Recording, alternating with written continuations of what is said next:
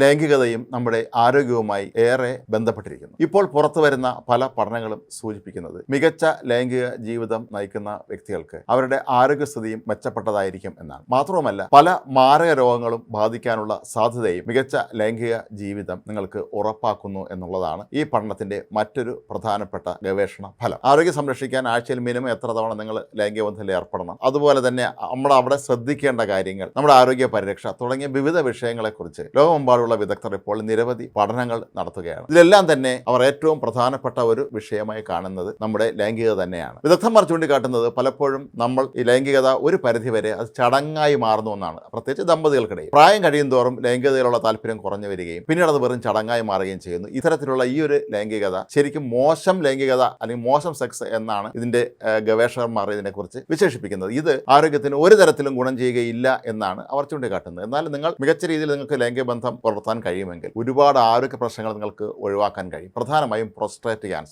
Cancer വരാതിരിക്കാൻ ഉള്ള ഏറ്റവും മികച്ച മാർഗ്ഗങ്ങളിലൊന്ന് കൃത്യമായി ലൈംഗിക ബന്ധത്തിൽ ഏർപ്പെടുക എന്നുള്ളതാണെന്നാണ് ഇവർ ചൂണ്ടിക്കാട്ടുന്നത്.